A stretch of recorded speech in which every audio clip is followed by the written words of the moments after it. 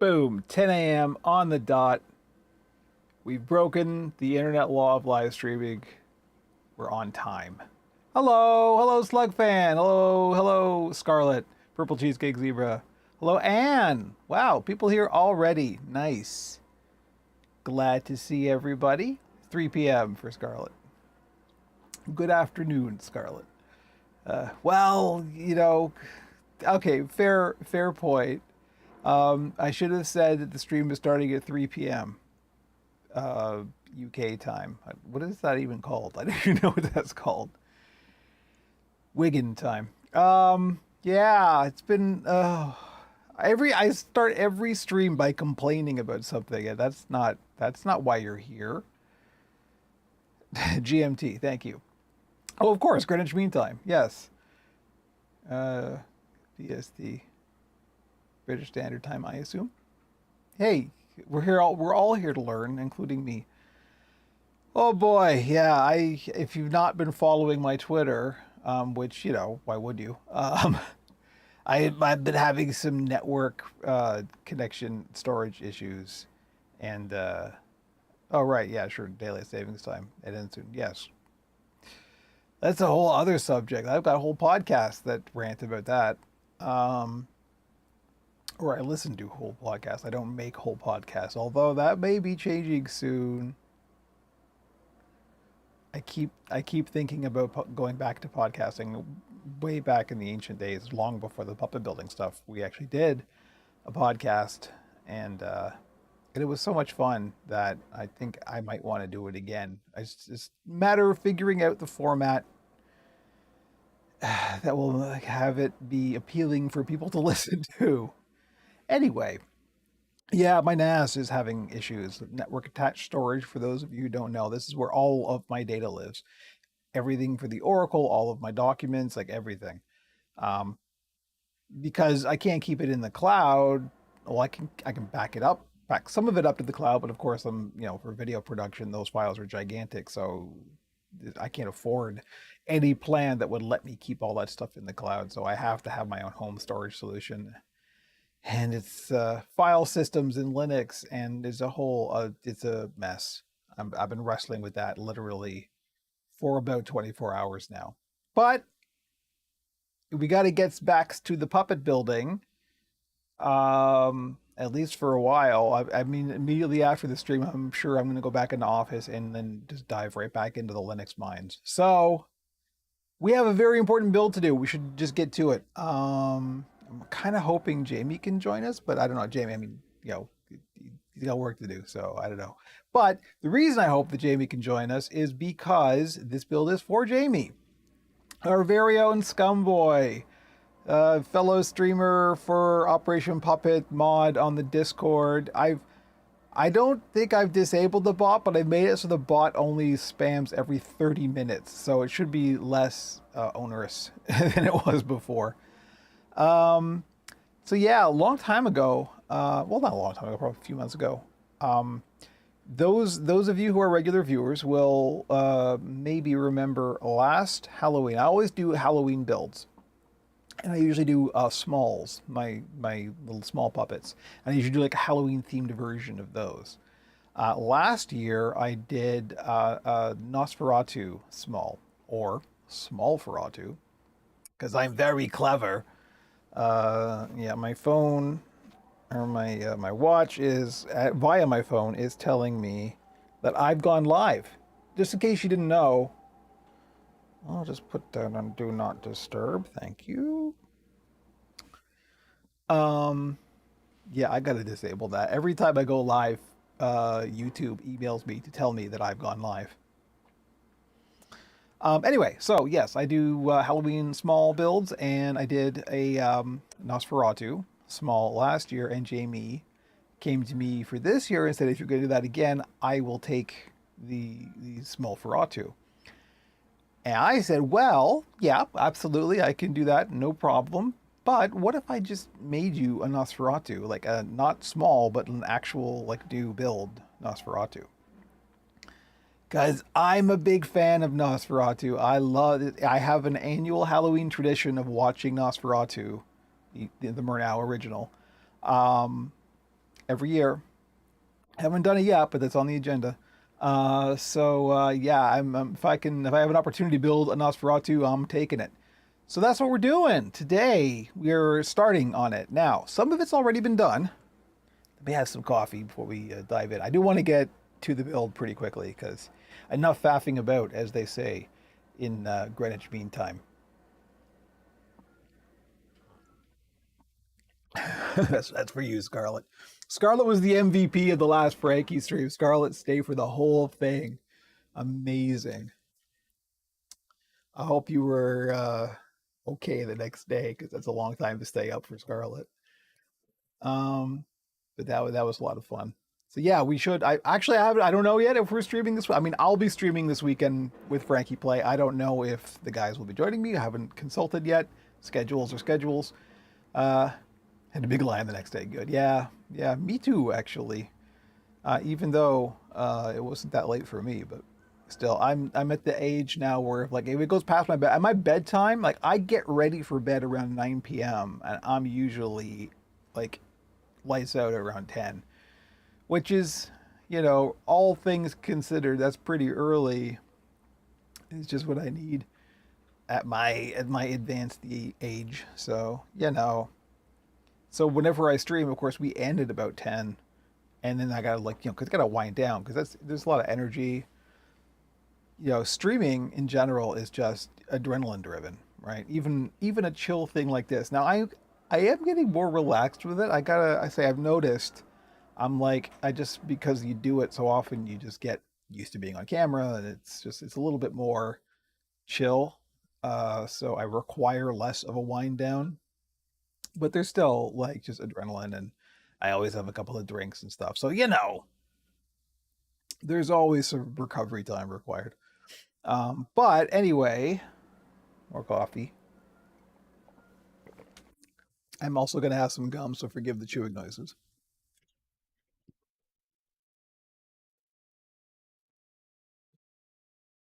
So let's get to it. Regular viewers may remember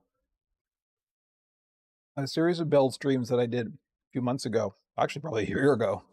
Probably more than a year ago now that I think about it. Anyway, um, you can find a playlist on this channel for how to design from scratch your very own puppet pattern. Brand new, original, with this pencil and piece of paper. And we went through the entire process of designing a brand new puppet pattern from scratch. And then we built it. And those of you who were around may remember this. This is the puppet that we designed and built from absolute scratch.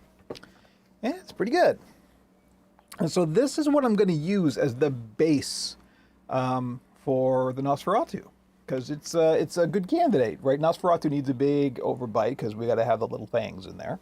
Now, another thing we did during that stream series was we made a nose, and I actually threw it out for a reason, because I did something that I tell people not to do. Of course I did, because it's, you never do. Dentists' kids have the worst teeth kind of thing, right? So I put this on a shelf to store it while I figured out what I wanted to do with it. And some sunlight happened because it was near a window. So some direct sunlight, little spots of direct sunlight got on it, and it bleached a couple of spots in the nose. I hadn't attached the nose yet, so don't do that. If you've got a puppet, when you store it, when you put it up on the shelf or when you mount it on the wall or whatever you're going to do with it, make sure that there isn't direct sunlight coming onto it, because it will bleach the color out of the fleece or the foam or the fur or whatever it is. Sunlight, UV light will bleach out color. So don't do that. So we've got to make a new nose. Is one of the places that we're going to start from today. But before that, when I made this, I wasn't thinking, oh, I'm going to make this for somebody. This was like an example build. So I didn't make it, I didn't put grips in it at first. I have since put grips in. So there are grips on the top and bottom jaw, just one finger looped each. But I made this out of puppets are like vampires. True. Good good call because, Nosferatu, don't want to store Nosferatu in direct sunlight. Spoilers if you haven't seen the movie. Um, but I made this out of reticulated foam, which is the good stuff, and it's what you should make professional puppets out of.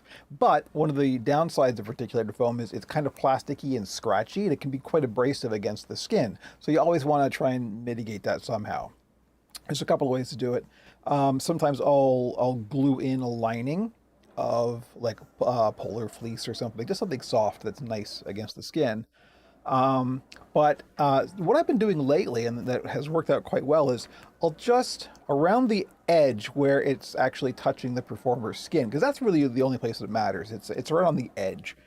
I actually have, can't really see it on camera, but I have a little irritation injury from Frankie, because I haven't done this with my own puppets because I'm the only one who uses them, so whatever, right?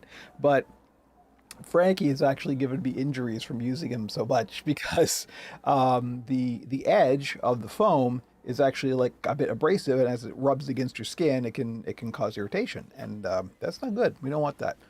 I pride myself in making or trying to make comfortable puppets as well as nice looking puppets. So what I've done, and in fact, I'm going to turn this inside out. It's going to look a bit odd, but what I've done, so here's our skull, is I've just cut away a strip around the skull.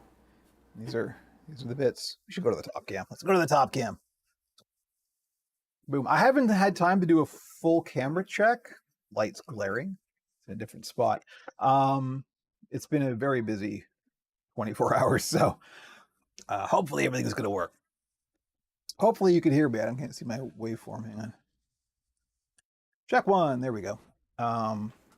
So I've cut away a strip from the inside, and I'm going to just replace that with some upholstery foam, which is nice and soft. So all I did was I just cut the strip out. Aha!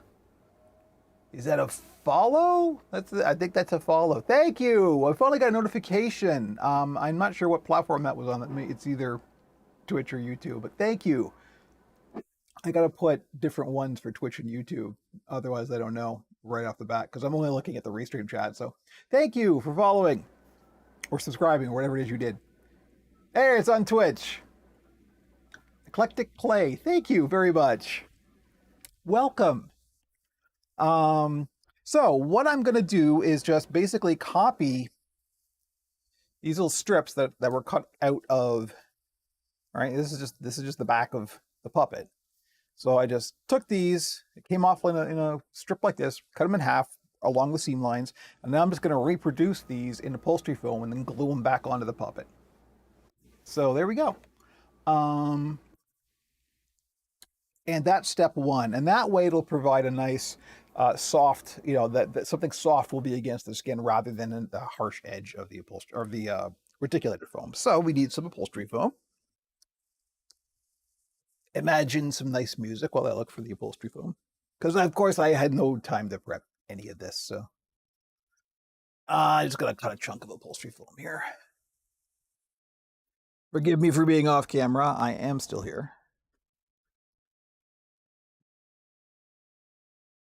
All right. Here's our chunk of upholstery foam. And this doesn't have to be super precise. We can trim this down. But what we do want to do is make sure that the pen marks are either going to be cut off or go on the inside, because particularly since this is going against a light colored fleece, this will show through. So you don't want the dark pen marks.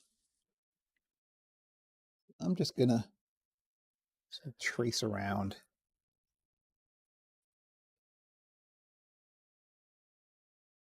That, and then on the other side, again, not super precise, but doesn't really need to be. You'll see. We're just creating like a little rim. And rather than a razor blade for this, I'm just going to use my shears. Because again, they're right here. Doesn't need to be precise.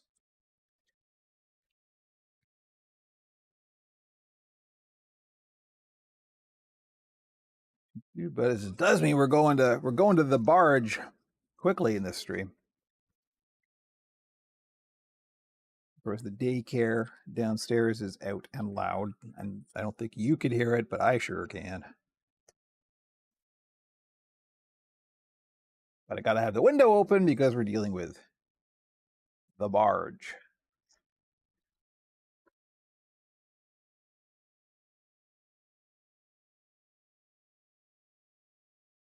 Other than the nastiness with the Naz that I'm still in mid dealing with, some nice things happened. Beck Hill, who's a comedian in the UK, among many things, she does Make Away Takeaway. She's on several podcasts, including one that I listen to regularly, which is A Problem Squared with Matt Parker of Festival of the Spoken Nerd fame. Beck Hill followed me on Twitter, which was really nice. So yeah, what I'm going to do is glue this together to make sort of, recompile, as it were, our little rim, and then that's going to get glued back onto the puppet. So we're barging already. Yeah, reflected glory, right? Beck Hill's cool. I like Beck.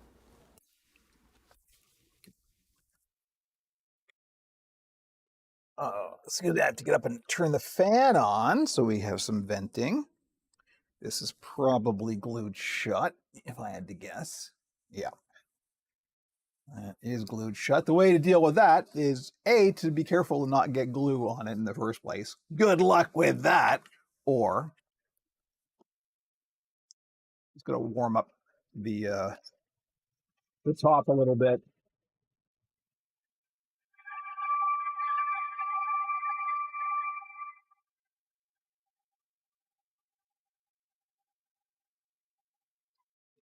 Now, admittedly, I did kind of bait Beck Hill because I was tweeting at A Problem Squared, and I replied to something like Beck replied and to somebody else, and I replied, "Oh, that deserves an excited puppet." And I posted a picture of one of my puppets. I kind of knew that Beck would enjoy that, so. And after that, Beck followed me, so that was cool. I did ask for it, kind of, but it's all about networking.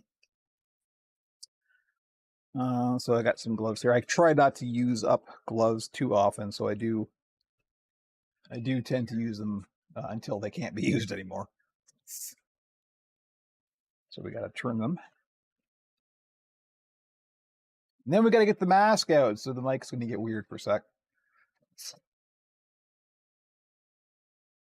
Again, I don't remember if I charged this or not, so hopefully the battery will be okay. All right, now we should be getting louder. We've got two mics going here.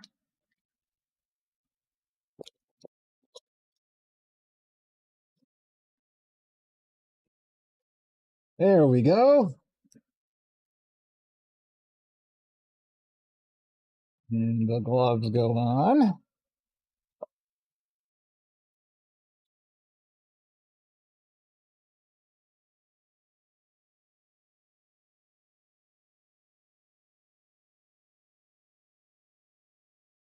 And now we barge. Yay! Our very special guest star, contact cement. Yay!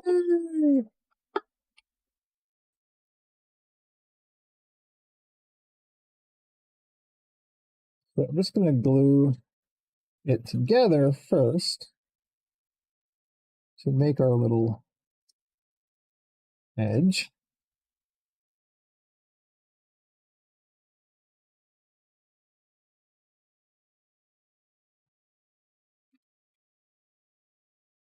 Yes. I don't look, I am your father. Something. I don't know.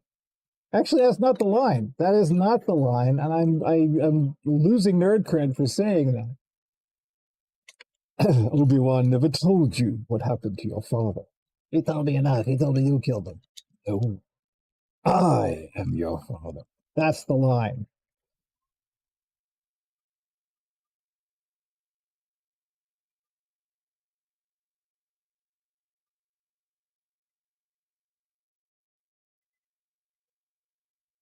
Actually, Tom Hardy in that Batman movie would be even more appropriate, but who can understand anything he says? Thank you, Christopher Nolan. You're a genius.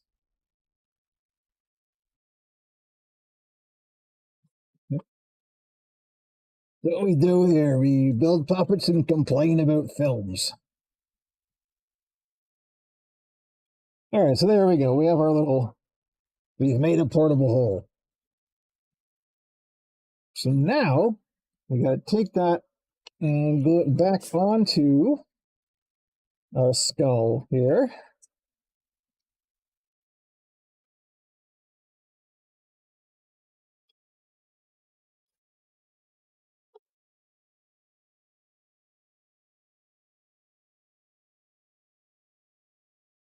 Who even knows what accent Tom Hardy's trying to do in that movie? It's like, it's so incomprehensible.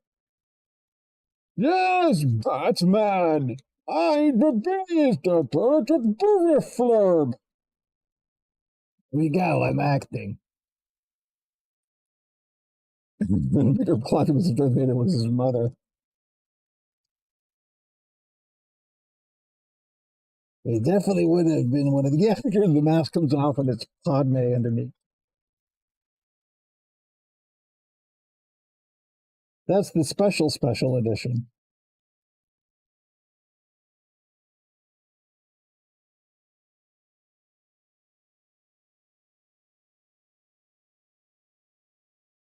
There, and then this is going to get weird. It's all right. We're comfortable with weird around here. I'm trying to hold the puppet in place with my arm and glue with my hands. If only I had an assistant.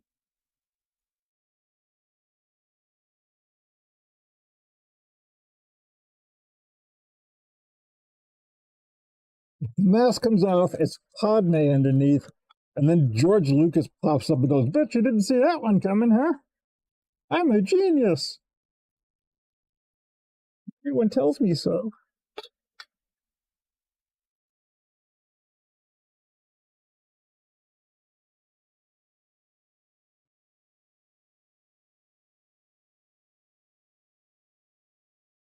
All right. Go, glue is on. Now we get out the weird silent hair dryer.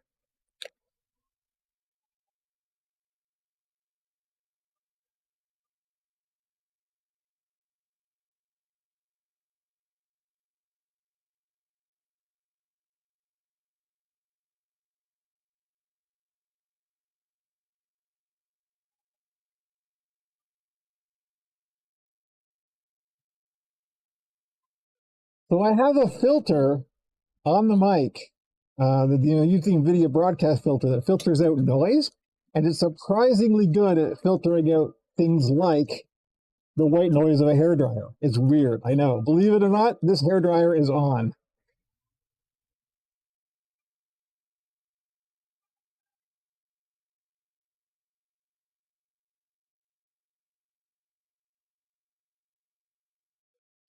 I live in an apartment that can get quite noisy at times, so I make sure I try and filter out that noise.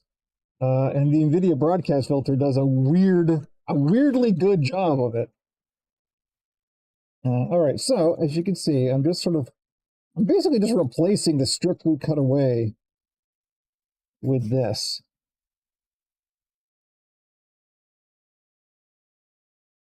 Also making sure that the draw lines are on the inside, so we don't have them showing through. And I'm just laying it in lightly at first, and then we're going to pinch it closed once everything is seated correctly.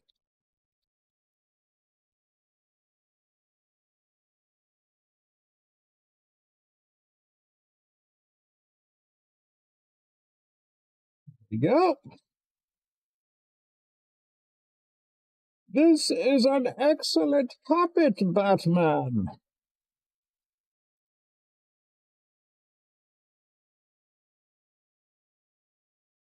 And there we go. That should do it. Just going to make sure that it's all nice and locked in place here.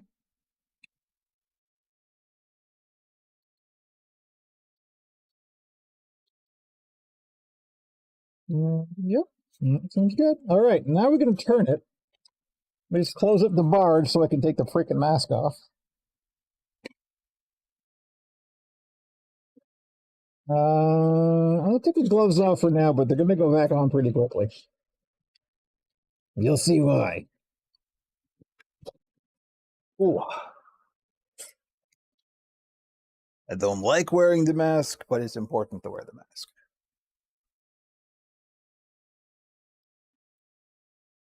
Safety first, kids. Okay, so yeah, that's much better. So you see, all that happens is this means that it's the upholstery foam against the skin, and it's much nicer. So you're not going to get irritated from this. I don't expect Jamie's actually going to be performing this puppet. Thank you for modeling proper PPE usage. Yes, exactly.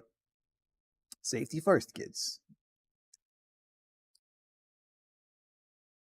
No puppet is worth giving up your lungs for. Okay, so here we go. We just turn it back around. Now it's all nice and comfy. And we've got our little weird Pac-Man here. So, now what? Now we have to make the nose and the ears. So I'm going to throw these out because I don't need those anymore.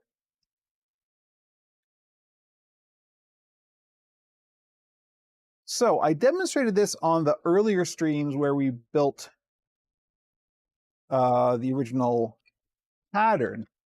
So we're just going to go over it quickly again. This is a technique that I first saw on YouTube from a builder called Langston Hatch. And it's this great little technique for making little features that are like a foam that's covered in fleece, and for doing sort of odd shapes and things that aren't just like real simple, and things that you don't necessarily have a pattern for. But this is real good. So what we're going to do, we are going to make a little bit of a template, at least, not necessarily a pattern, but what I'm going to do, let me grab the actual pattern for this. Find it in here. Bodies, ogre, the oracle, live stream pattern. Here we go. So here is the pattern that we made on the live stream. And that is the pattern that this puppet is made from. So here is the head pattern. And if you want to see all of that, on my YouTube channel, there is a playlist where we designed and built this pattern from scratch. So just go ahead, it's like YouTube/C/Operation Puppet, something like that. Follow the breadcrumbs. All of my social media links are in the about page and all that stuff. There's a link tree over there. So all I'm going to do is just make sure I followed the curve of this. We're just going to draw a new nose shape. Now, here's where we get to some fun. Hang on, I'm going to go back here. Since we're building Nosferatu, good old Max Schreck. Speaking of Batman. Wow, my camera's really blown out. Hang on. There's more light in here than I expected. Forgive me, live camera editing. That's the wrong direction. How about that? That's a little better. Sounds a little dark, but whatever. We'll deal with it. Max Schreck in Murnau's Nosferatu. Let's just get a picture of the vampire, their darn selves up here. So, iconic looking character, of course. Everybody knows Nosferatu, or you should if you don't. If you've never watched the original, which is entirely possible, I mean, you know, a lot of people, particularly younger people, tend to have a real instinctive reaction against either silent movies or black and white movies. Immediately they see it and they just switch off, right? Because it's silent or black and white. Don't do that.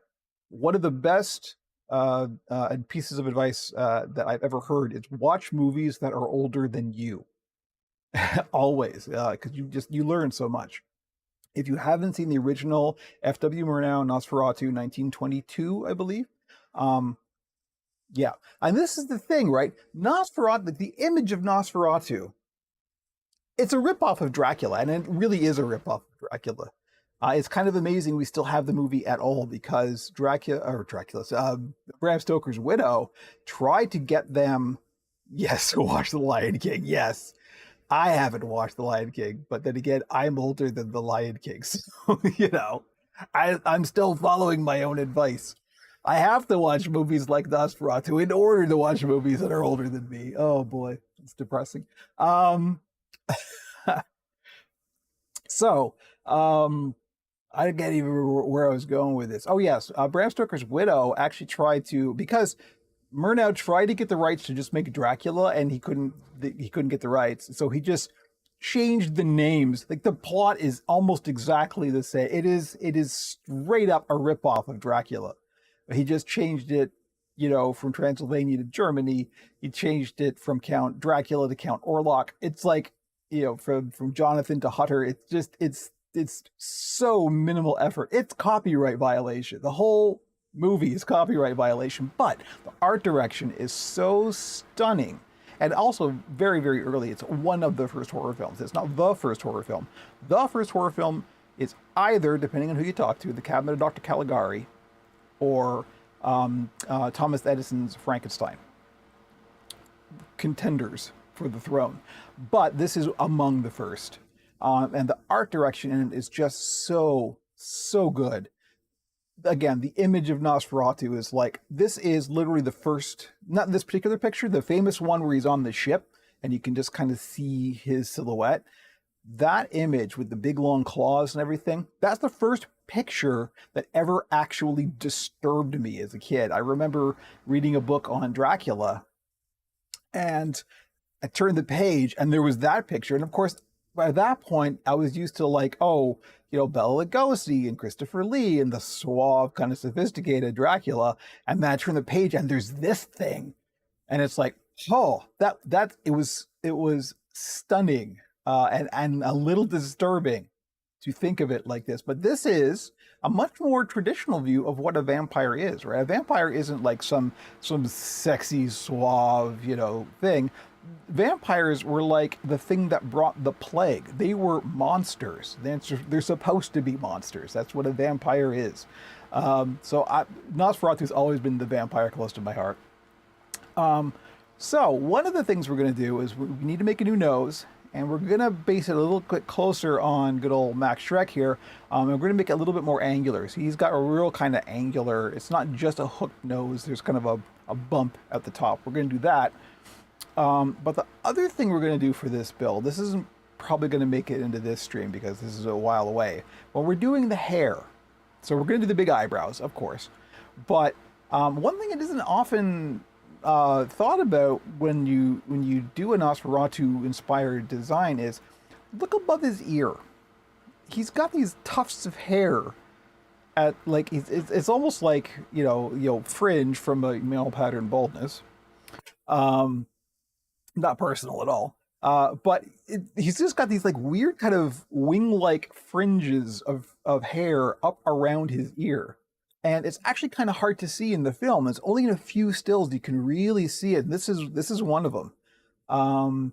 So yeah, ear hair. It really is just kind of a lot of ear hair, but it's so important to the design. Fox and Wolf Crafts, hello, nice to see you. We're talking about Nosferatu. It's almost Halloween, so of course we're talking about Nosferatu. And we're talking about Nosferatu's hair, which is an overlooked thing. But we are going to put it in this build, so we're going to do that. And I have done another build with that. And it is, of course, our dear friend, the Oracle. As you can see, the Oracle has the Nosferatu ear hair. So that's my little Nosferatu callback on the Oracle. And now you know. So we're going to do that with this build as well. But right now, we're concerned with the nose and coffee. Oh, I cannot wait for Jamie to see this. So those who are joining, this is actually a build for Jamie Scumboy on our Discord and our live streams. Jamie wants a Nosferatu, and I am building Jamie a Nosferatu. It's going to be a very Muppety Nosferatu, but it's still going to, you know, it's going to feel like Nosferatu. That's the important thing, right? So the nose. Let's go back to the top cam here. I think we're gonna have to, yeah. You know what? We can do it with the picture of Max up here. You can still see me. Okay, that's good. That placement is good. We want reference photos. Reference photos are important. Let me just grab another piece of cardstock and see if I have any spare here. I try and keep the big pieces as scraps because they come in handy for stuff like this. Here we go. This will do. A piece of scrap cardstock here. All I can hear in my head is the Sesame Street. Yes. So what I'm going to do is I'm just going to trace the contour, you know, and we're going to make the nose pretty big too. I know this is hard to see on the camera. It's kind of blown out a little bit, but let me just. So here's the contour we want to follow with the back part of the nose, right? And I'll add this in, even though we're not going to, this is just for reference. So here's the top of our skull. And we want our nose, I think, because we're going to do that little kind of double angle thing. We're going to, you know, I'm going to do this in pencil actually, because I'm going to want to make some changes.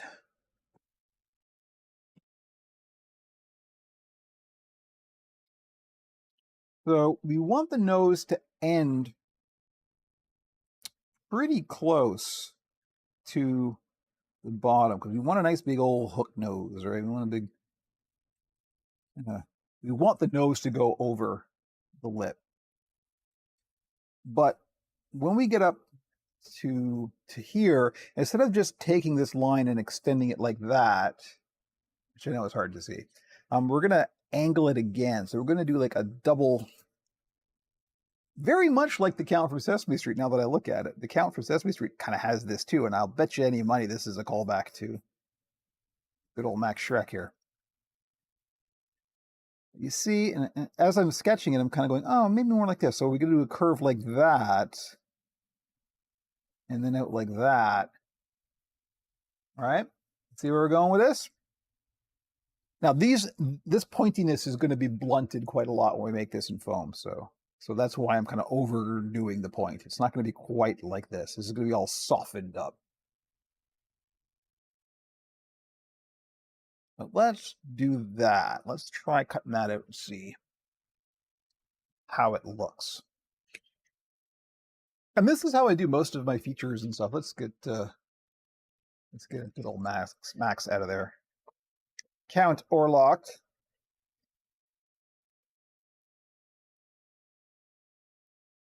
This might look a little small, but you have to remember that when you build this, you're going to be covering it in fleece, and the fleece adds like a 1/4 inch of thickness.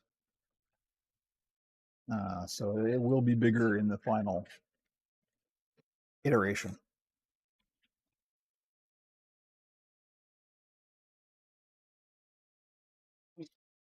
There we go. Cut that out. And let's take our existing puppet. And we'll just kind of lay it in there and go, yeah, that's all right. We're get it on the center. Now, let's do that. So there's our nose. Now, for the ears, all I'm going to do for the ears, pattern-wise or template-wise, is I'm just going to sketch a shape that I like, but it's only going to be the kind of profile, or not really profile, the footprint of the shape, because I'm going to carve away and do like a ridge of the ears. I'm going to do it the same way to the oracle's ears, basically. But, you know, so it looks like Orlok's ears go back. They don't go up. So we should probably follow that. And in fact, that's one of the nice things about doing the hair on the sides is the hair can do a slightly different direction of pointing, and that will give us kind of a dual. It's all about eye lines, right? Yeah, they're kind of Spock ears, although Spock's ears actually curl up and inwards.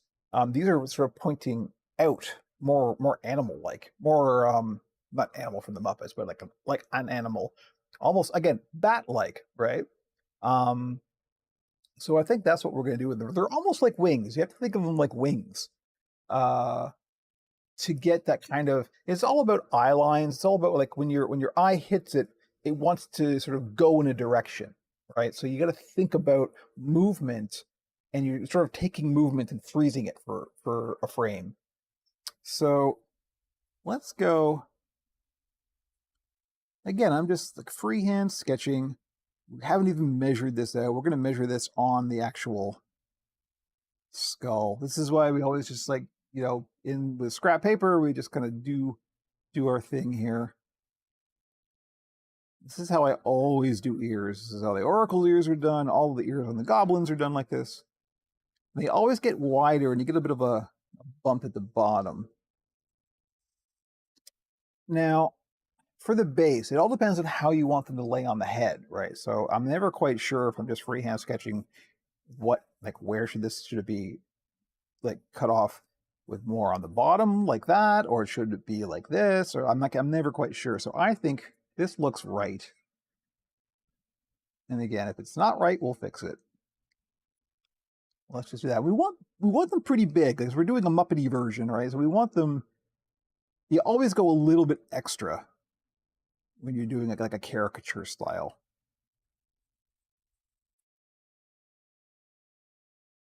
So let's try that. Cut that out.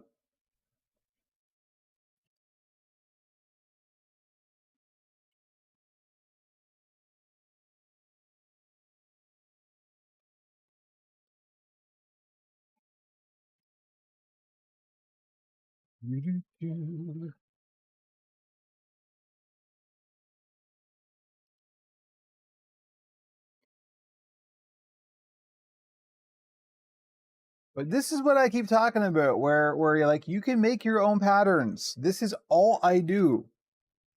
This is not complex.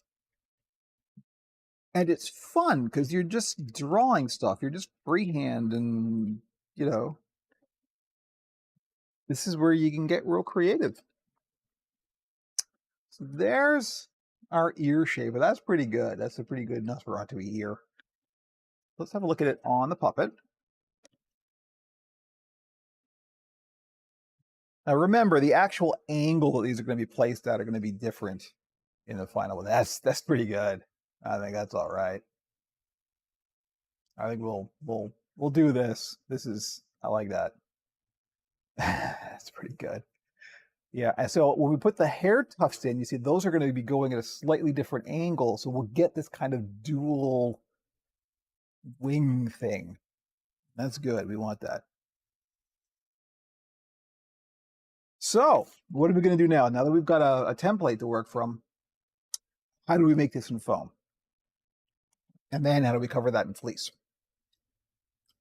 I'm just going to have some coffee, and then we'll talk about that. Oh, boy. Hello, everybody. There's people here. This is good. The build streams, even if I'm just goofing around, the build streams always get the views. It's nice to see. Hope everyone's having a nice day. I'm just having a little fuel here because the next bit's pretty intensive because we gotta like get some foam and carve the foam and do stuff and glue foam and then get the spray adhesive out. And there's a whole thing, but you'll see.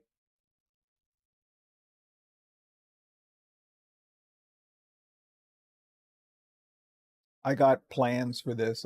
I think I know how. I've gone back and forth with how I want to do the eyes because the eyes, of course, are super important. And there's a couple different ways. When I did the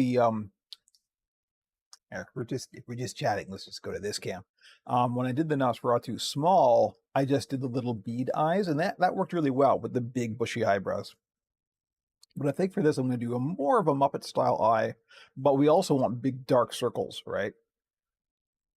Oh, thank you, Jen. That's nice of you to say. Jen says I'm very good explaining what I'm doing. Great teaching. Thank you. Oh, my pleasure. That's one of the things that's why I'm doing these live streams, right? Because like not only do I do this every day anyway, because this is literally what I do for a living, but I think I'm at least competent at like imparting that experience verbally onto other people. And if anybody needs clarification, let me know. And if you have questions, by all means. I can't promise I'm going to immediately get to the questions because obviously I'm in the middle of building stuff. These build streams that I'm doing now aren't like specific tutorials like my old ones. These are just like, this is what I was going to do today anyway. And I'm just hitting the button that says stream. So I do have like stuff I have to get through during the working day. But if I can get to a question, I will. And if I can't, we'll add it into a bucket and then I'll pull from it later to answer. But yeah, so I think these eyes are going to be more Muppety style in that there's going to be like an eye white, but I'm going to do big dark circles as well. And I have a technique for doing that. We'll get to that. I don't know if that'll be on stream actually, but we can talk about that at some point. It's the same way, while we're here, it's the same way I did, if we're talking about Halloween. Old Frankensmall here. Bucket of chicken or slop, first one, then the other. So you see the dark circles here? These are how we're going to do the Nosferatu. In fact, these are the same sized eyes. I'm not going to do the lids on Nosferatu, I think. Maybe I will, I'm not sure.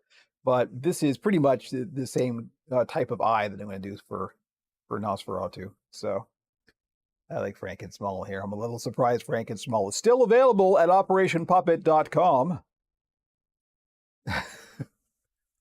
I use the pattern for the head you sell. And I said, no, this pattern that we're building the Nosferatu out of is the same pattern. In fact, it's the same puppet that we built on stream for an older series of build streams that were teaching people how to make their own patterns from scratch. And if you go to the YouTube channel, which you're on the YouTube channel, Jen, I can see, scroll down somewhere in there in the build stream things, there's a playlist of designing your own patterns from scratch.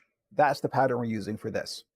So if you want a real beginner 101 thing, but how to make your own patterns with absolutely no special tools or literally pencil a piece of paper, that's where you want to go because it's super useful. Let me put the Frankensmall back here. That's the style of eyes that we're going to do for this Nosferatu build. So let me have another swallow of coffee and we'll get back to it. Coffee and gum together at last. So we're going to do the features, or the ears and the nose, out of reticulated foam because it's nicer to carve than upholstery foam, although you can absolutely do it with upholstery foam as well. It's also a bit stiffer than upholstery foam, and that's good for this kind of thing. All I gotta do is figure out where the heck my big batch of reticulated foam is. I guess I've used up all the stuff I had over here, and I'm gonna go grab some more from mass storage, which is really just a bunch of rolls sitting over by my closet here that are blocking my closet. So when I have to get clothes out of my closet, it's a real struggle. But I don't have a lot of room, so this is the way it is. Now, for the ears, I may actually want to go thicker. Actually, for the whole thing, maybe I want to go thicker. So I'm going to back up on what I just said. And we're going to do these out of upholstery foam, but this is going to be inch thick. So I've got some inch thick upholstery foam here. Because we want to carve these, we want to carve them down. We need some material to start the carving process with. So we probably will do these with a razor blade. So all I'm going to do is just draw our patterns on here. You know what, the nose I think I'll do with reticulated. We'll start with the ears though. So all I'm going to do is draw our ears with the little pattern we just made. And it's very important to draw on yourself. That's how people know you're a puppet builder. and a bit clumsy.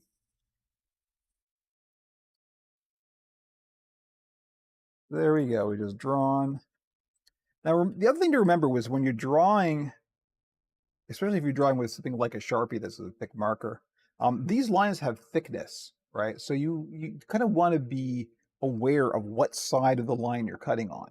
Because the true line, if you're trying to follow this pattern exactly, the true line is the one on the inside, not the outside. Usually splitting the difference and just cutting in the middle is fine. It doesn't matter that much, but if you are aiming for precision, that's what you want to do. Yes, exactly. If you don't get ink, paint, or glitter on yourself and you're really crafting, it's true. It is absolutely true. So all I'm going to do, rather than using your razor blade do not go through upholstery foam that well. And in this case, we probably don't need. I'm just going to do a real rough cut because we are going to carve these away with my junk shears here. Nothing will dull a blade quicker than foam. Foam is murder on anything sharp, so do not use your good scissors for foam. Save your good scissors for fabric. So I am going on the outside of the line here, and I'm just kind of doing a real rough cut. Try and keep your cuts square if you can, but you know, it's not easy. And it'll be okay. Another thing, if you've watched me for a while, you know I'm not worried too much about symmetry. I like a bit of organic asymmetry in my builds. If you are, you probably want to try and be more precise than what I'm doing. This explains so much with the state of my scissors. Thank you. No problem. Yeah, look, here's my current batch of scissors. Each one of these is for a different thing. So these ones are my expensive Ginger scissors. These are only for fabric and usually only just for fleece. These are my slightly okay, but still not super pricey. What are these? These are Fiskars. And these are for more bulk cutting, right? So these are for the fine detail cutting. These are for the bulk cutting. Then I've got these, which are, I think, Fiskars. And this is for if I need to get into, only for fabric, and even if I need to get into little tiny places. Then there's these. These are Fiskars. These are non-stick. These are Teflon coated. So if you have to cut anything that's got adhesive on it, that's going to gum up the scissors, use these. Then there's these. These are my junk shears. These just cut anything. Doesn't matter. And they're also not sharp and they're trashed. Then I've got the ones over here. These are for just cardstock. Only cardstock, because cardstock will also dull your scissors. Then, in my accessory drawer here, I've got these two. These are only for foam. I only ever cut foam with these. And again, they're super dull. These aren't expensive. And these ones are curved. And these are only for foam. When you get serious about puppet building, you start to build quite a large collection of different scissors for different reasons. Compartmentalizing your scissor usage is important because it's not easy to sharpen scissors. You should get your scissors professionally sharpened if they get dull, which I know isn't always convenient or possible. But keeping a good pair of sharp scissors for your fabric is super important. So there we go. I guess did a real rough cut. Now those cuts are not square. This is one of the problems. Oh my God, why is today the way it is? JB, hello JB. Say everybody say hello to JB, Scumboy in the chat here, a mod and friend. Yeah. Oh, I empathize, my friend. You know what I've been facing. You've been in the Discord. I am still in mid Linux wrestle. There we go. But on the bright side, you know what today is? Huh? So we're doing some ears here. So now that we've got this rough cut,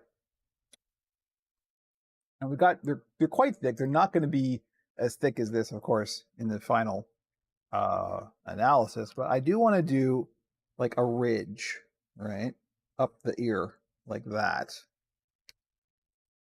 So we're going to carve that away. So that means that this thickness. So if we just sort of draw a line down,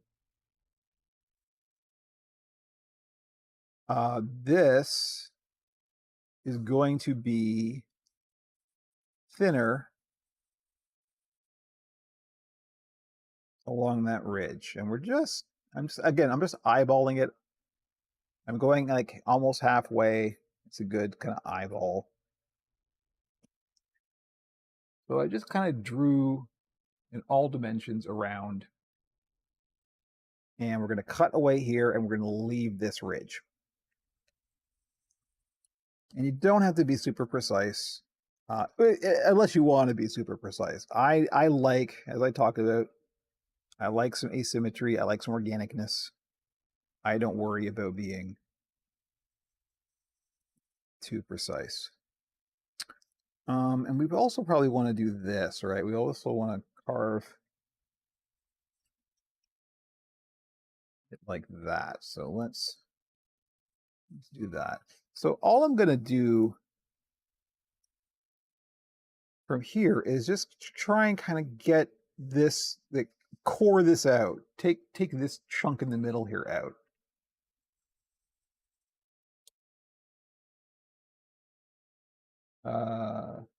Some of the ones, the goblin ears.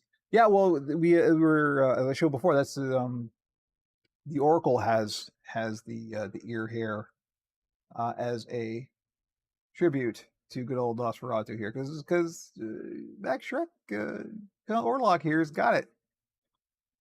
It's a pretty major ear hair going on. So what I'm going to do, I think I'll start with a razor blade, and then we'll just see from there. Now this blade, I know for a fact, is super dull, so I'm not even going to try cutting with it. I'm just going to get rid of it. In the sharps, use the homemade sharps container because safety first. Never put a naked blade in the garbage. And I'm going to grab another blade here, and I think we'll see if I've got any of the Diane blades. I do. Okay. Yeah, and that's the other thing, Fox Wolfcross. Sometimes things just don't work out the way you want it, and you got to figure out something else. But that's when creativity happens, right? So I know that. I wonder if we should do the close-up cam for this. Thank you, Jen. I appreciate that.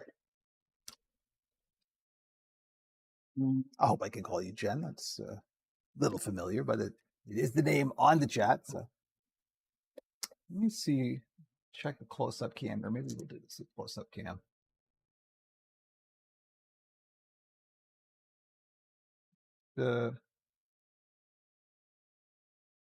Yeah, okay. We'll see. This you still might not be able to see too clearly, but I'll try and get this in. So all I'm going to do is sort of sink the blade down and try and cut away. We don't want to go all the way, obviously. If you do go a little further than you mean to, that's all right. But we're just trying to sort of get it started here. Always, of course, be careful. Don't cut yourself. Be aware of where the blade is at all times, particularly in relation to your other hand.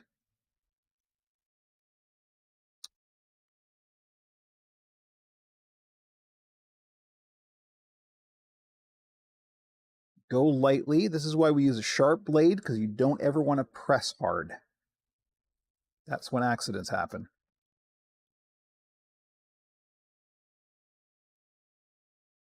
You can see I'm just kind of slowly kind of teasing it out.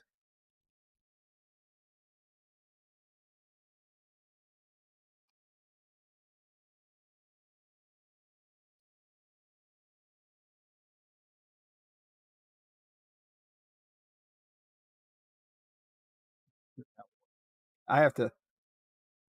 Jen is fine. It was good. Good to know. Thank you.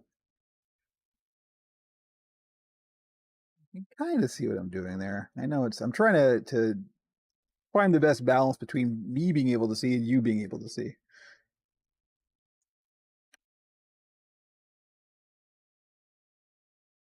You don't want to tear too much, but a little bit's fine. So there we go. I've just kind of cored it out. You know, it's not super tidy or anything, but that's fine. Doesn't have to be. We're just doing kind of a bulk. Get rid of the stuff we don't want. We haven't rounded the edges, but we will. We're just kind of getting a profile in there now.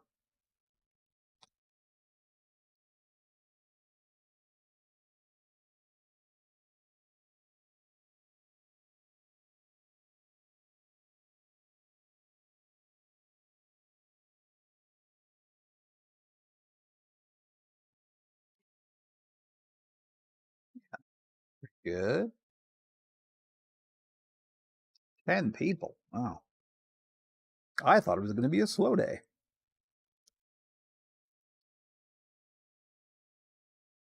We haven't discussed it yet, but on the Frankie Play stream this week, if we do one, again, we haven't talked about it, so I don't know what everyone's schedules are, but if we do one, we might be doing that Ghostbusters game. Which I am looking forward to. Expect a signal message later, Jamie. Okay, so there we go. We've got the real basic carving done. And that's probably all we're going to use the razor blade for. So now what I'm going to do is grab my little, again, dedicated foam scissors. Yeah, well, I know I did and Jamie did. I don't know about Matt and Andrew, but we'll be talking to them later today, so we will see. At very least, let me say I'm going to try and arrange with Jamie a Ghostbusters stream. If the other guys don't get it, Jamie and I will do it hopefully at some point before Halloween. How about we do that? So all I'm going to do is now this is one of the advantages of using curved scissors, because you can kind of get in there and do contour. So all I'm doing, and I'm not trying to be finessed, I'm just trying to get, rounding off these edges.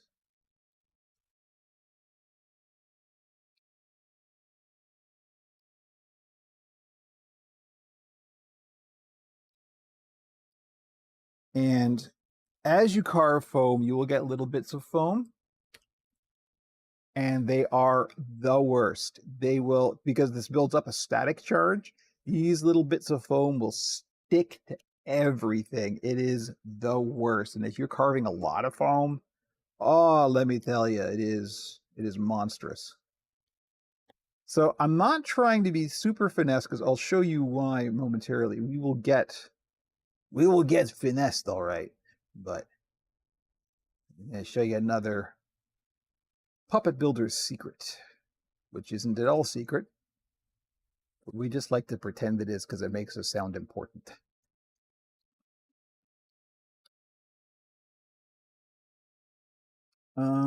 So you see here, now this is the top of the ear, right? We want this a little bit thinner, I think. So maybe we'll take the bigger shears and we're just sort of sculpting, right? We're just doing big, long, hopefully even cuts and just kind of sculpting it the way we think it should be. And this is why I don't worry, among the reasons why I don't worry too much about symmetry, because to do this exactly on the other side, good luck with that. Yeah, KFC secret herbs and spices is just salt. My very first job ever was working at a KFC. I lasted, I think, 3 shifts. Wasn't great. Gotta say, wasn't my favorite thing I've ever done. Because it wasn't this. This is my favorite thing I've ever done. All I'm doing is I'm just kind of rounding off the corners, doing a bit of sculpting. Don't close the scissors on your fingers. That's important.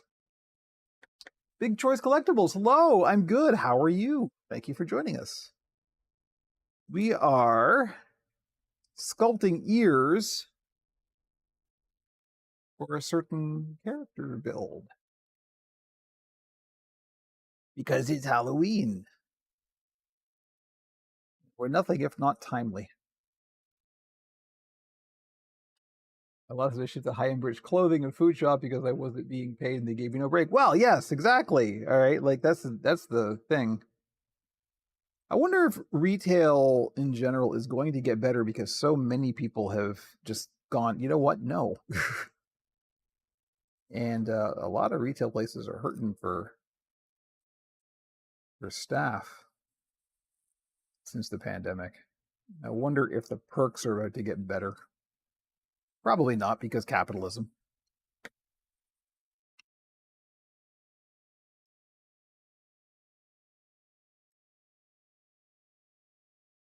It wasn't just work experience, it was shop redacted work experience. Yes, I hear you.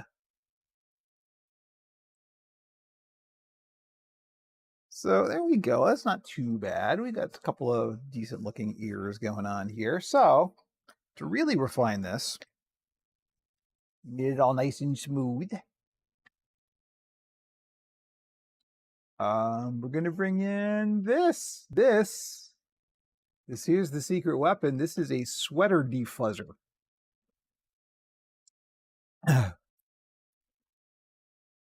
Grace would know which shop it was from that. Item clothing and food, you said, right? Marks and Spencer? I don't know. So yeah, this is a sweater defuzzer. You can get these, anywhere. And this is basically a sander, but for fabric. And that's what it does. There's little spinning blades in there and then a grill in the front. And I was right. Nice. Not being sponsored by Marks and Spencer. But yeah, this is what I use when I carve foam and I want to get it all nice and smooth. This is what I use. And see,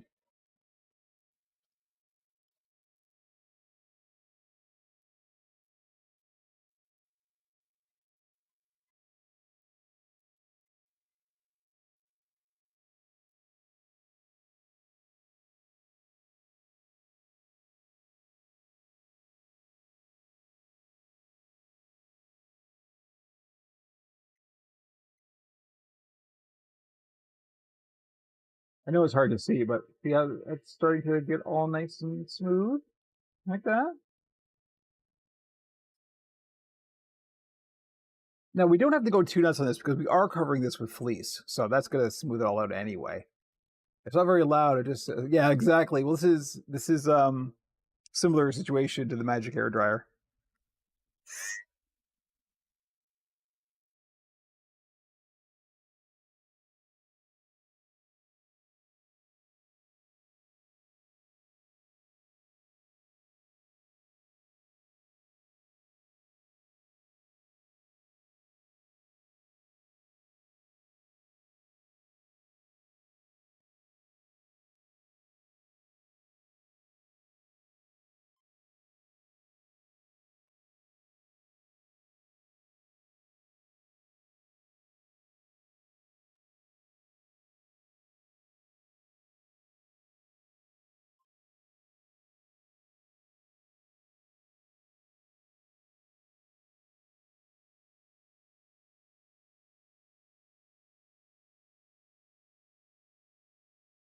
All right, so that's good enough. Like I said, we're going to cover this in fleece, so that's we don't really need to worry about it getting it smooth. Where this is really handy, and the reason why it's pink is because this is what I used when I make carved foam tongues, and then you want them really nice and smooth. I don't know if I have any currently made. I don't, but I do have a little disc here. We can, by way of demonstration. So you see the angles on that? That's a real harsh angle.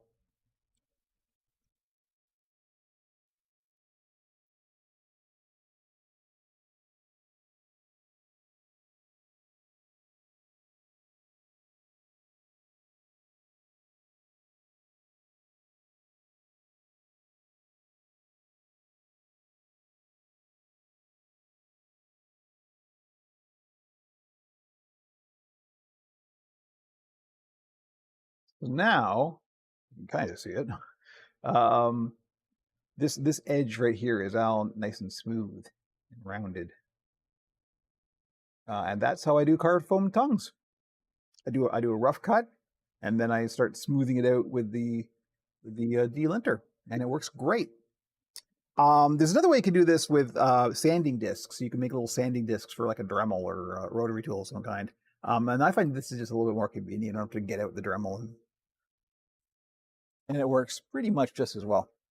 But what I do want to do is get rid of a lot of these pen marks because, again, we're covering this with a light colored fleece, and those pen marks will show through. So let's see if we can just sort of sand them off.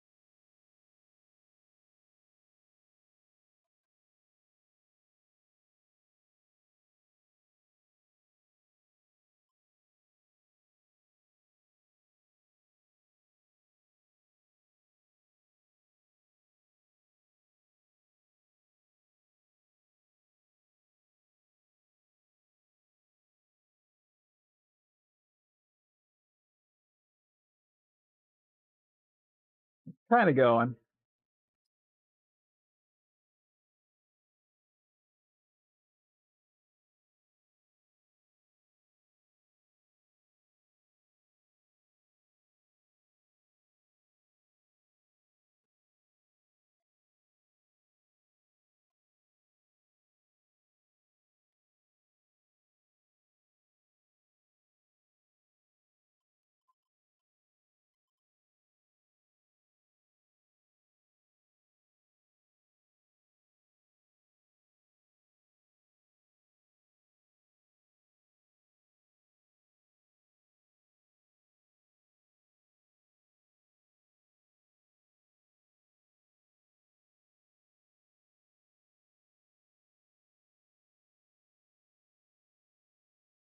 Definitely want to get rid of this one.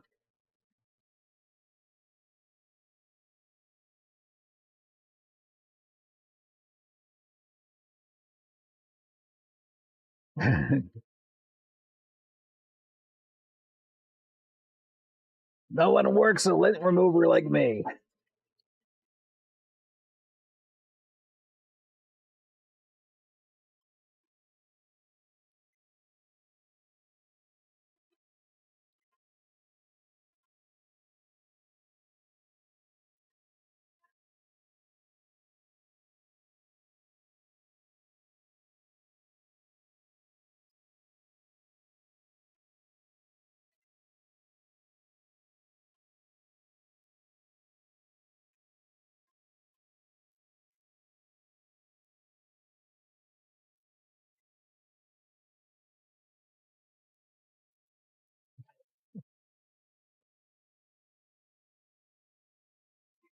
That's amazing that someone is still updating Migo OS. That's fantastic.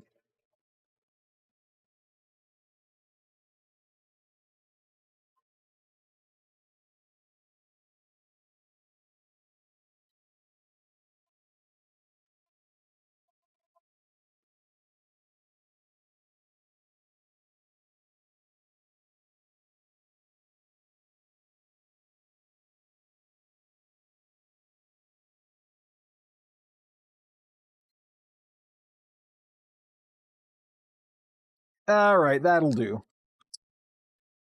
So let's go back to the top cam. We'll get rid of our close-up cam here. So now the nose. The nose.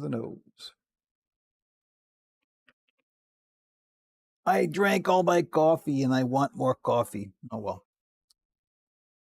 We're not going to do the nose in inch thick. We are going to do it in reticulated.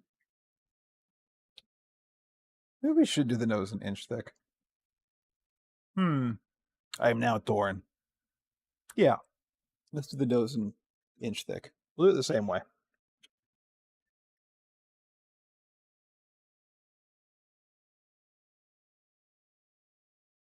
I mean, yes, Jamie, absolutely. I empathize because, as you know, I've been in the Linux mines. And you want to talk about defensive people? Oh, you ever want to get yelled at immediately? Try asking for any suggestions for backup strategies if you're using TrueNAS, because the solution is make another NAS.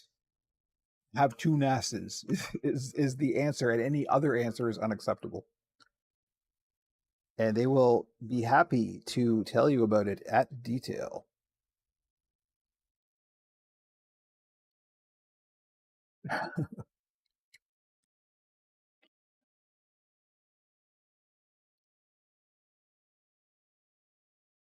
Why didn't I think of that? Just have two discs, just get double the number of discs. Because they're cheap. NAS discs are nothing. They give them away on the street corner.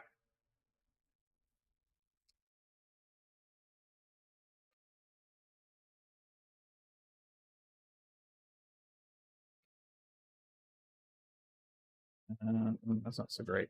Hmm. I did that poorly. I gotta do that again. Maybe we won't do the inch thick. The problem with inch thick is that it's hard to cut evenly.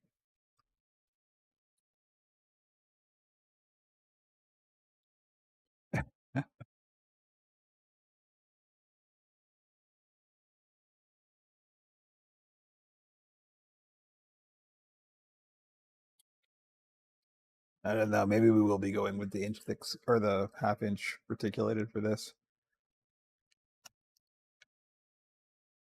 Let's try it with a razor blade.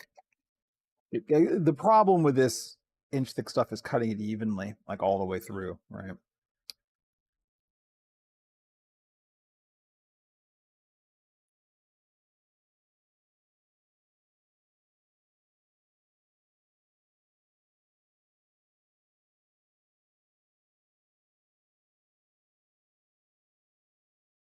Yeah. I don't lament the demise of the optical drive too much. I don't, I most of my media is digital anyway. But I understand why people miss them.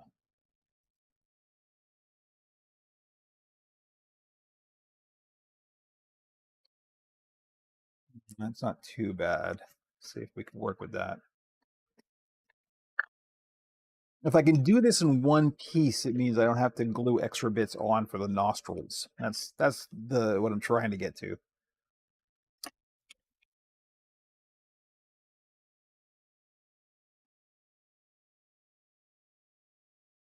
This I'm just going to kind of freeform carve, I think, because this doesn't have to be even, because it's a nose. It's just there's only one of them. But I am going to kind of draw on where the nostrils should go. So let's go with here.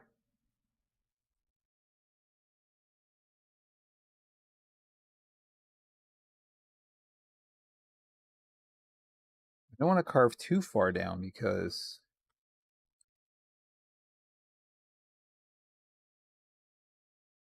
basically all I'm doing with this is I'm kind of making cross sections, right?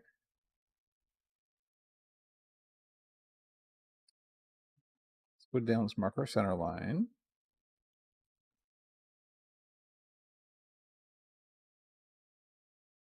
Something to kind of guide us.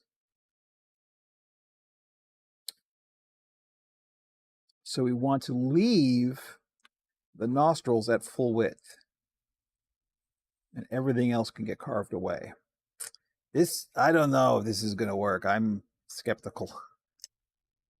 Let's see.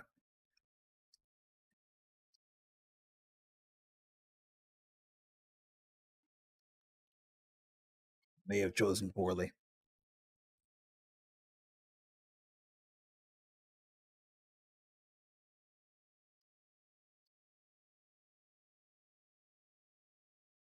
I should just do this the way Langston Hatch shows on their channel.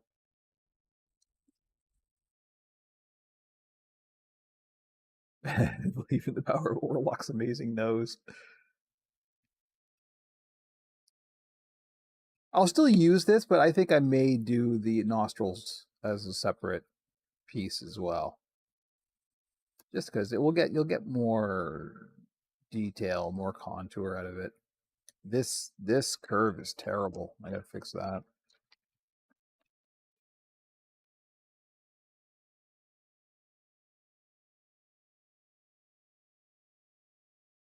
Again, carving inch thick foam is a bit of a pain.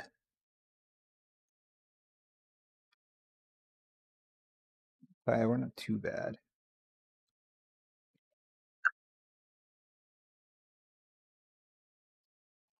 Sorry, I've not been keeping up with chat because I've been carving a nose.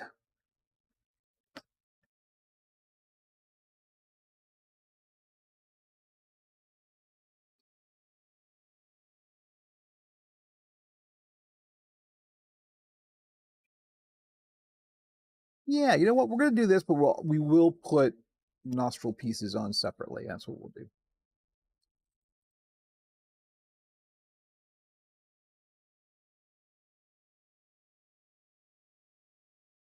This is beginning to be a very pleasing shape that I like quite a lot. So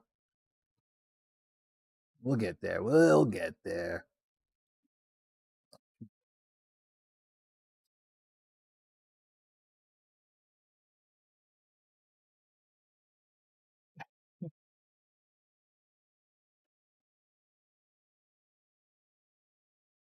Oh, these little foam bits, they're just the static.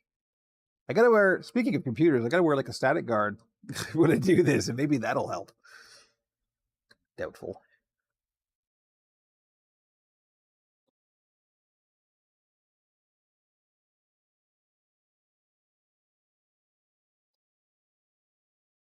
Now the question arises, do I even want to do nostrils? Maybe this is good as it is. I mean, look at the Count from Sesame Street, right?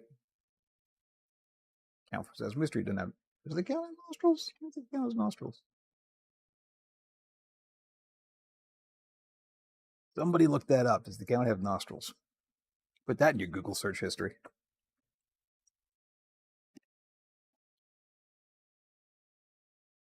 In a bad shape. I like where this is going.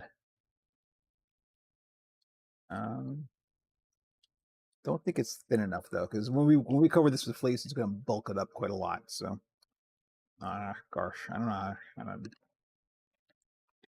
carving foam is not my forte. I don't know what my forte is, but it ain't this.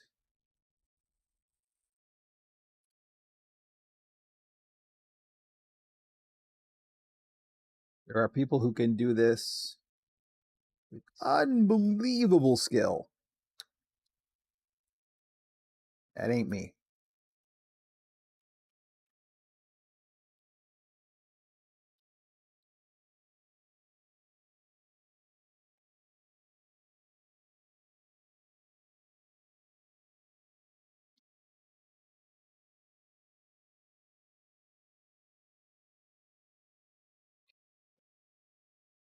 Okay, all right.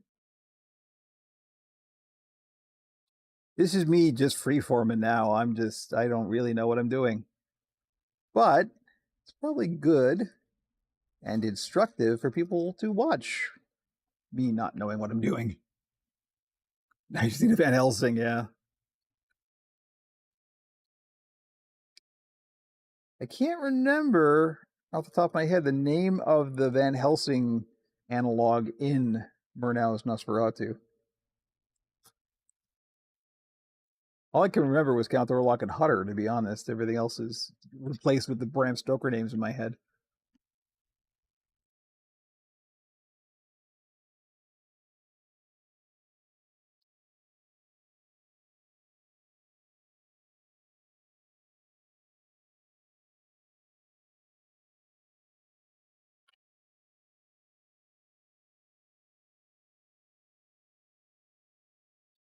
Okay, all right. I can see where this is going now.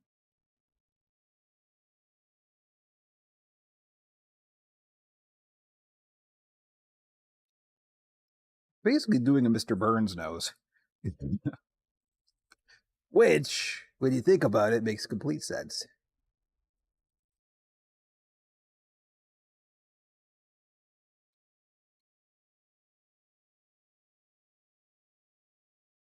Wow, those nostrils are not even remotely even. Hmm. Hmm. I may abandon this yet. But this is part of the creative process. This is just, thing doesn't work. Give it a shot. It doesn't work. You do something else.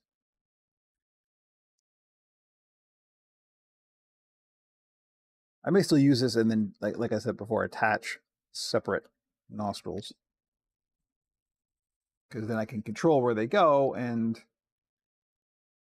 it'll be even.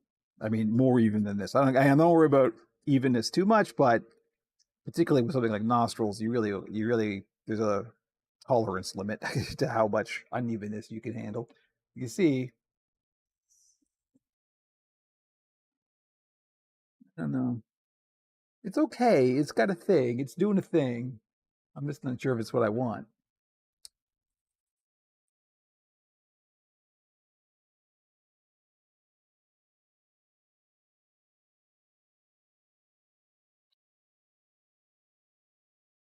See if I can finesse it with the scissors.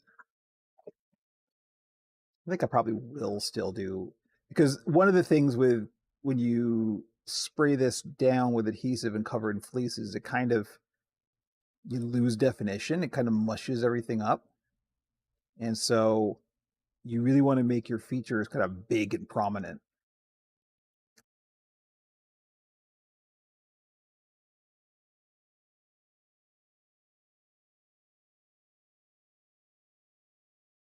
Does not have nostrils. Good. I didn't think so. I thought it was just basically a triangle, right?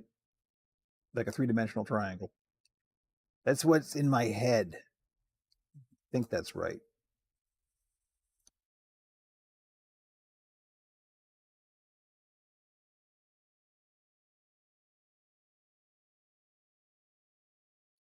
Going fancier than that for Orlok.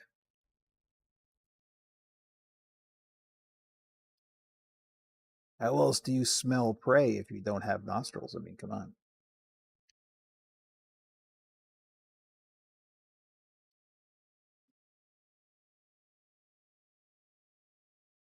All right. You know what? This isn't bad. This is bad, but I am going to augment it a bit.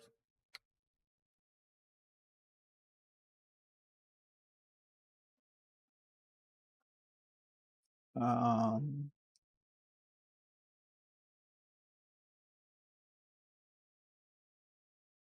so, bits of foam sticking to everything.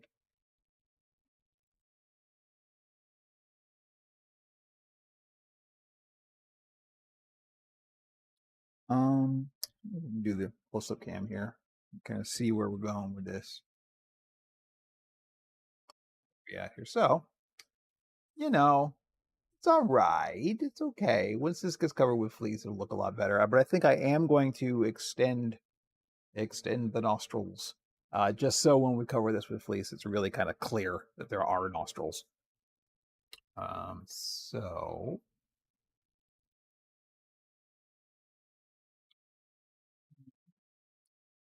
I think what I'm going to do. Yeah, well, here's fun. Let's try this. This is a little something I do when I need to cut out an even piece of foam in a circle. These are leather punch dies. They're for just cutting shapes in leather. And they're good and thick. But if I need to cut a circle in foam, these are fantastic. And you have to hammer them home. You have to really get in there. But maybe the close-up cam. The close-up cam gets so much use, and I never thought it would. So, right, these have kind of a blade on one edge. It's not very sharp, but I mean, it doesn't really have to be because you're going to hammer this. This is on a cutting surface. If you want to get extra careful, I sometimes will put down a cutting board. And then we take a mallet. Yeah. And press this in and we start. Now, this is probably going to hit my fingers. Almost certainly going to hit my fingers.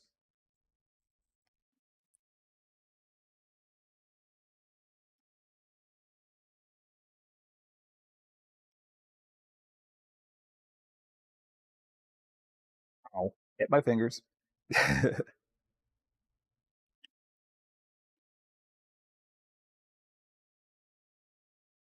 see, we got all the way through. We haven't quite got all the way through, but that's okay. We can just, there we go. And there we go, a nice little disc of foam. Very handy, that. I used to do some leather tooling, which has come in quite handy on several occasions for puppet building, because I know of tools and techniques and things that you don't come across that often. So we've got this nice kind of disc of foam now. So all I'm going to do is cut it in half because it's an inch thick. So now we have 2 discs of foam. And we're going to glue those onto the nose. Now, I know it looks big. It'll be fine. Trust me. Before that, we need to get the barge out again, which means the mask and the whole production. I think we'll probably stick with the close-up cam. Sorry for the shaky cam. I just need to get it out of the way here. We're going to get the mask out again, of course. Everybody loves the mask. Turn on the mask mic.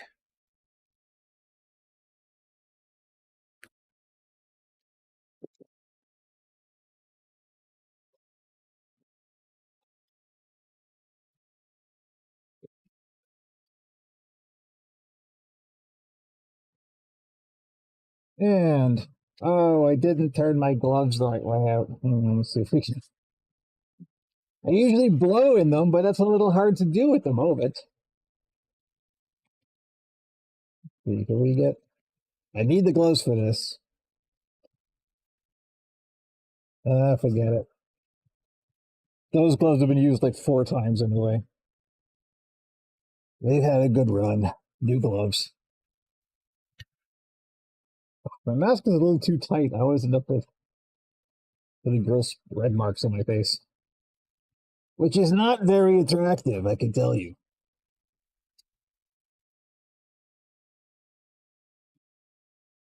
It's amazing. Suddenly Frankie's here. All right, more barge. I've got foam stuck to my watch. Talking would be better for this. Sure. The white balance, or not the white balance, the exposure's a little too high on this, so I'm not going to be able to see very good detail, but I'm just slapping some glue on the nostrils. We're just going to glue these. This is just to get us some extra thickness. And then we're going to carve away and trim them down.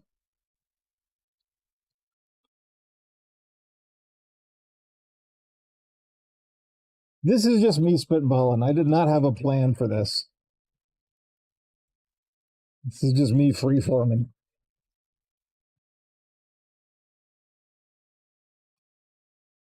And this may not end up being the one I use. This is just what I'm experimenting with now.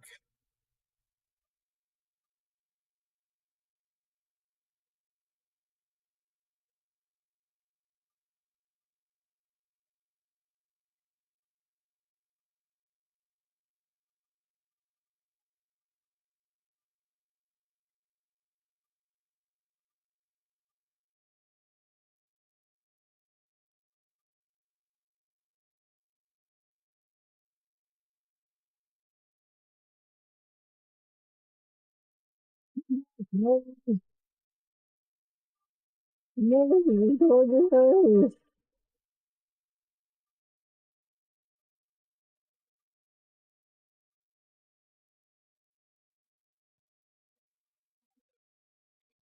all right. So, yes, these are too big. That's intentional. And I'm just gonna stick these on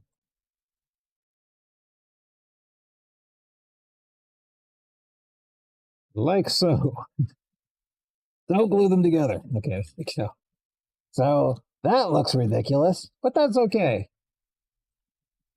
We'll fix the ridiculous momentarily.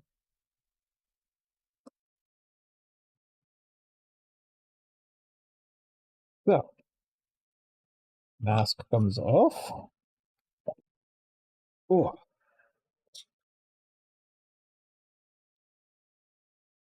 Mic turns off.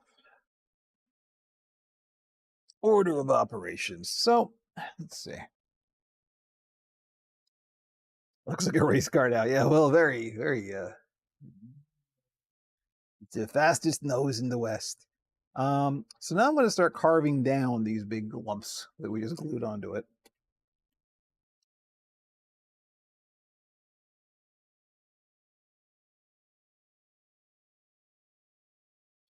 This is just to give us something to carve, right?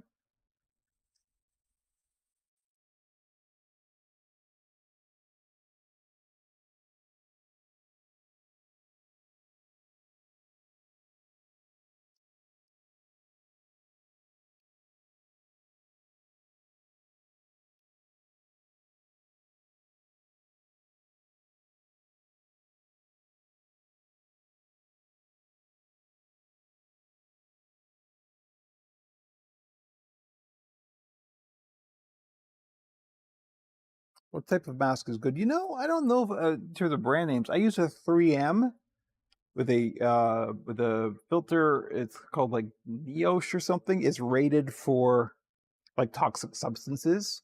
There's a whole. It can get very confusing. But I just get the one that like builders use for when they're working with hazardous chemicals. 3M is like a well-known brand name. And I found that when you know when to replace the filters, when you can start to smell, whatever it is you're working with, if it's barge, and you start to smell the contact cement, it means your filters aren't working anymore and you got to replace them. So what we do want to do is make sure that when we stitch this down, it's going to lay flat. So I'm just carving away from the profile here.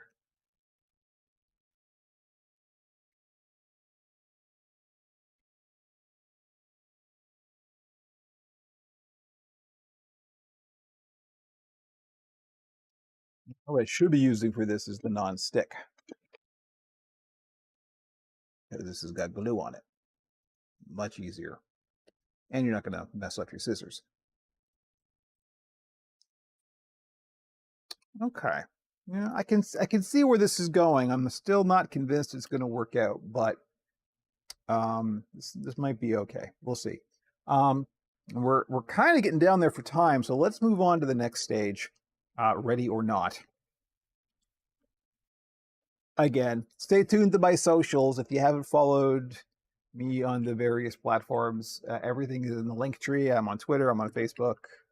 All of the things. I'm in all the places except TikTok. I tried TikTok for a couple of months. It wasn't for me. Still think about going back every now and then, but I wasn't happy there, so I don't think I will. But let's just have a look at this to just to see where we're going here. Yeah, I can see the potential here. You know, TikTok is not for everyone. Trademark exactly. Um, so what we want to do is cover this with fleece, and same thing with the ears. I think we'll just try doing the nose right now because we are short on time. I do have to end at noon. It's a regal honker. Yeah, well, I mean, really, I'm just following the design spec. Um,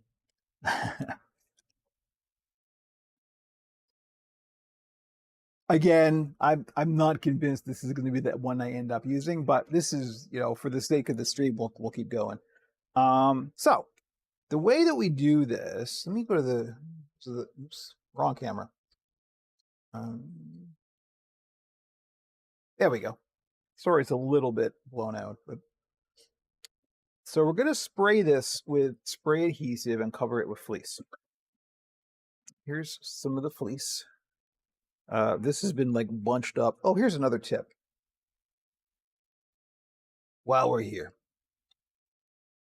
so this fleece, it's covered with lint and other like fur stuff. That's fine. We can get rid of that. But it's got tons of wrinkles in it because it's been bunched up. To get rid of those, very simple. Just take the magic hair dryer to it, but leave the heat on. Oh, that's another thing. Probably the new people don't know. If when you're drying glue, contact cement with the hair dryer, if you have a hair dryer that you can turn the heating element off, do that. Try and just blow cool air or neutral air. Don't blow hot air on this because the hot air will actually reactivate the glue. You're trying to dry the glue. So, but for this, for getting wrinkles out of fleece, you do want to use the hot. That's what we're going to do.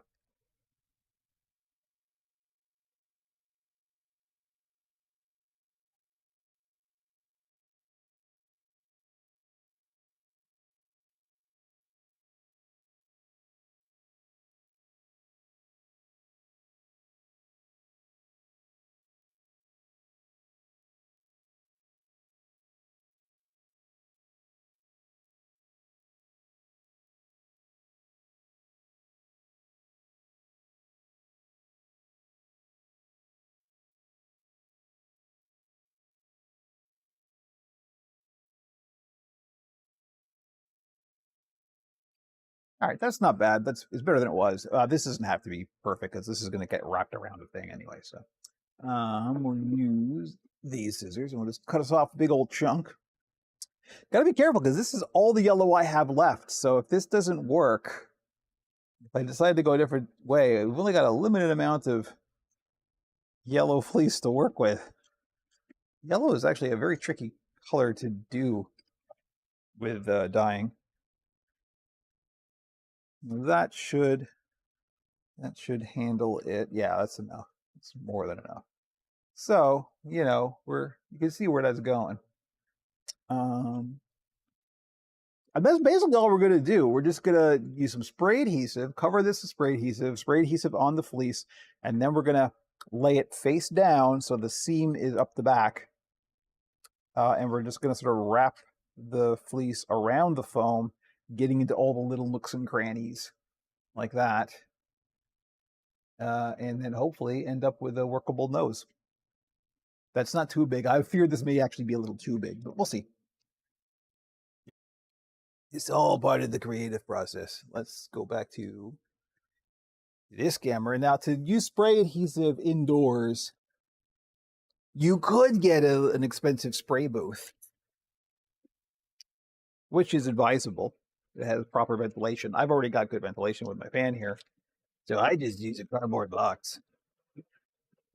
Oh, very old and overused cardboard box, as you can see, but it does the trick. You get there in the end. But this is all dry, so this isn't gonna muck up your stuff. So I just lay your objects in here. Now I am gonna wear gloves. You don't really have to wear a mask for this stuff. It's not you don't want to breathe it in, but because of the way my ventilation works, this is gonna suck all the particles out. So do always, whatever you're using, if it's adhesives, use it in a well-ventilated space, always. I am not going to put on the mask for this, though. This isn't like barge. Barge, you never want to breathe that stuff in. This you don't want to breathe in either, but it's not going to that's not going to be an issue. It's going to smell, but yeah, no, it's a different thing. So what I'm using is Super 77. This is 3M Super 77. This is a very common spray adhesive that's used in puppet building. There's all kinds of super whatevers. I'm not sure what they all do. This is just the one that I know from habit. Most puppet builders use. So light, even coats.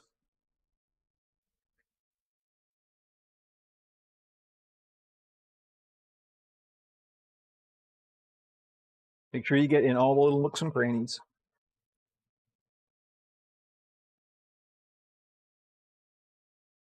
You want to let it dry for a minute, but you don't have to let this dry quite like barge does. This tacks up pretty quickly. I think I'll take the hairdryer to it just to speed things along. This is probably going to blow this stuff around, so.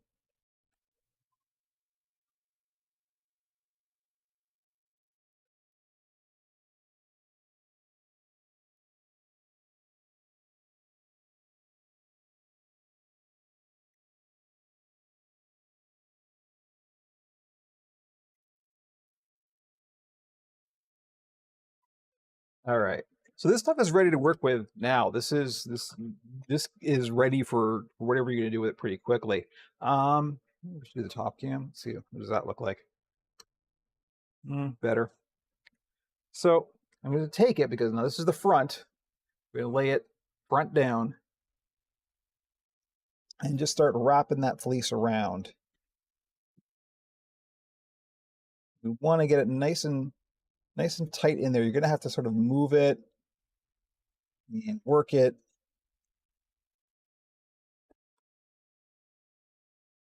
This foam might be a little too soft for this. You want a stiffer foam for this. It's because it holds its shape. It doesn't get distorted quite as easily, but we'll see. So we're going around those nostrils now, and you can kind of see already how that's working, right? We are going to just like seal it closed. At the top here, we want to make sure we go all the way up, follow the arc. Yeah, let's get rid of this. And you kind of got to work quickly because this stuff dries quickly. Let me see. We'll go to the close-up again.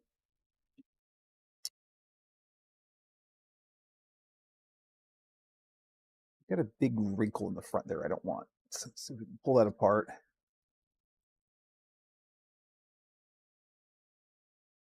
Reseat it.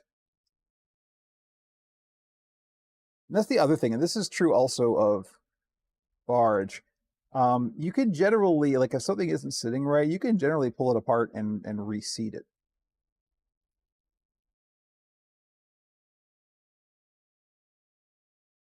Big wrinkle in the front there.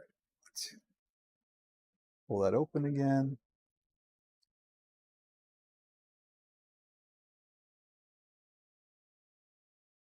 All right, it's not too bad.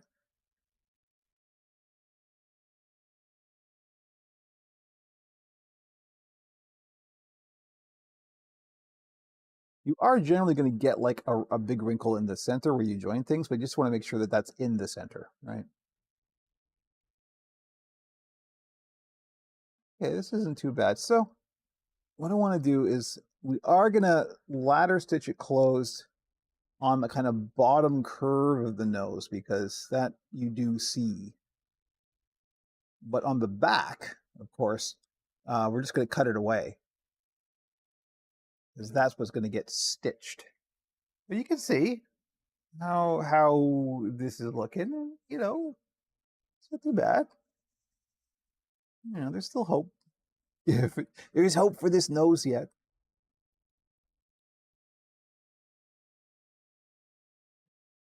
On there.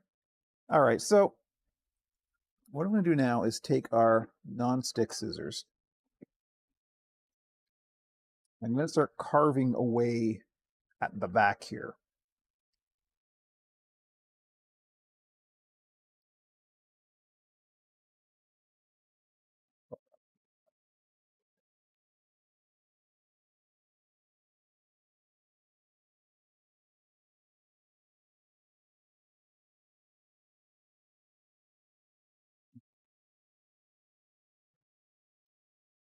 This is going to be stitched onto the head eventually.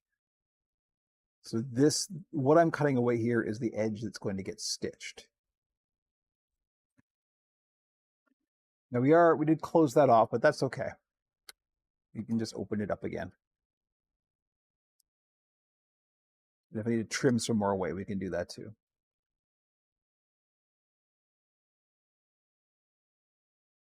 This crest up here, so this went a little further than it should have. I'm not sure how I want to deal with that quite yet. I don't really want to ladder stitch it closed because you will see that. I'm going to ladder stitch it on the bottom here, but that's not going to be super visible. So I mean, you will see it depending on how the character holds their head, but it's the lesser of two evils. So let's just cut that away.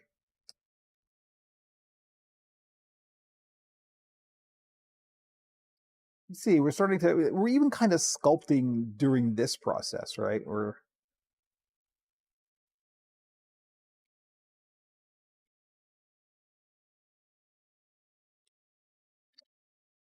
just sort of carving it back to the profile of the sculpt. I really like this method for making features like this. Again, because it's a little bit more free form. You don't always really know what you're going to end up with. That's actually pretty good. That ain't bad. Have a nose. I'm going to take a chance on the top here, and maybe I will ladder stitch it. There's just too much material, and the way it naturally wants to fold is it's just the way it is. I think if I do use this nose, there's going to be a little curve here, but that's actually kind of nice. That's it makes it look like at some point in the past, Orlok they got their nose broken. Which is kind of funny because, I can't imagine being undead for thousands of years. Your nose would be perfectly intact. We'll see. I may clean this up later. We're almost at time here, and I want to show the nose on the head. That's the goal. We're literally at 4 minutes to time. We're almost there. Yeah, so I'm going to work on this bridge a little bit. I may clean this up, or I may shorten it. We'll see. But I don't know, what camera should we go to? Switch off of this. Where did I put the puppet? Oh, there it is. It's kind of important. Let me get rid of the gloves too.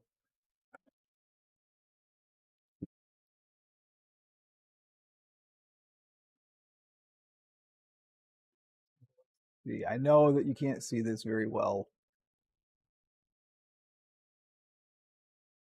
Might be a little wide. I think I'll wait to make that determination till I see it with the ears, because the ears are going to kind of balance this out, right? It's pretty good though. That is not a bad nose. As nose goes, his nose knows. Other things that rhyme. Let me just pin it in here, and I'll see if we can get a better shot of it than this.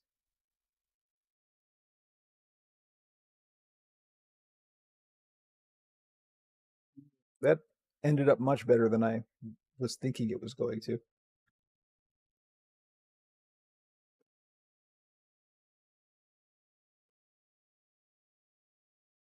Here's another little safety tip. When you're doing this, when you're pinning features onto a puppet, don't forget that you've done that and then put your hand inside. Ask me how I know.